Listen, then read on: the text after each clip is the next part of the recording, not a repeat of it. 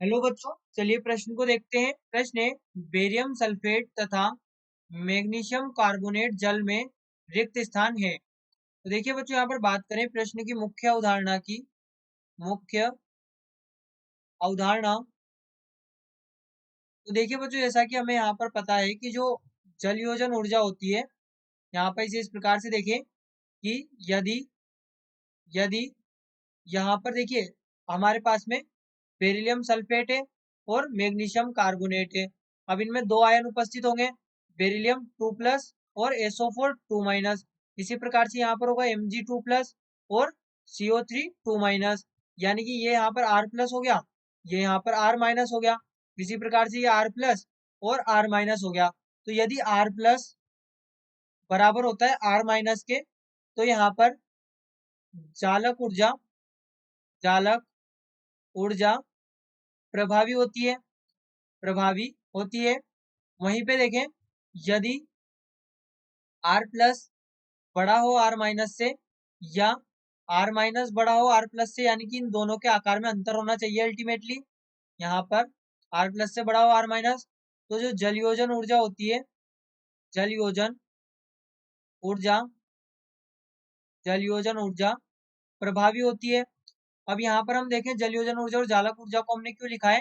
तो देखिए, जो जालक ऊर्जा होगी, जालक ऊर्जा जब अधिक होगी जलयोजन ऊर्जा से, जलयोजन ऊर्जा से, तो यहाँ पर क्या होगा, यहाँ पर जो जल में विलेयता होगी वो बहुत कम होगी, यानी कि जल में अविलेय होगा यौगिक, जल में अविलेय अविलेय होगा।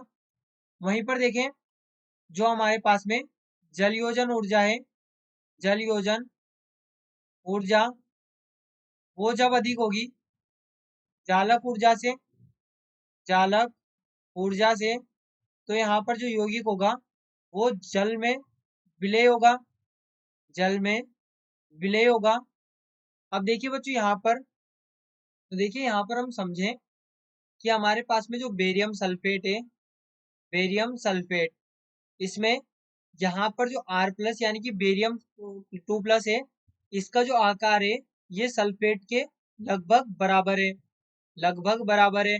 इसी प्रकार से जो हमारे पास में मैग्नीशियम कार्बोनेट है, ये यहाँ पर R+, जो मैग्नीशियम 2+ है, इसका आकार कार्बोनेट यहाँ पर CO3 2- जो है उसके लगभग बराबर है। यानी कि हम क्या कहेंगे कि इन दोनों में जो जालक ऊर्जा होगी वो प्रभावी होगी, इन दोनों में जालक ऊर्जा जालक ऊर्जा प्रभावी होगी, जालक ऊर्जा प्रभावी प्रभावी होगी। क्योंकि हमने क्या लिखा है कि जब R+ और R- बराबर हो तो जालक ऊर्जा प्रभावी होगी। और देखिए, यदि जालक ऊर्जा प्रभावी है, यानी कि जो जालक ऊर्जा है वो अधिक है जलयोजन ऊर्जा से, तो यहाँ पर जो यौगिक होगा वो जल में अविलेय होगा, यानी कि जो यौगिक होगा वो जल में अविलेय अविलेय होगा, यौगिक जल में अविलेय होगा।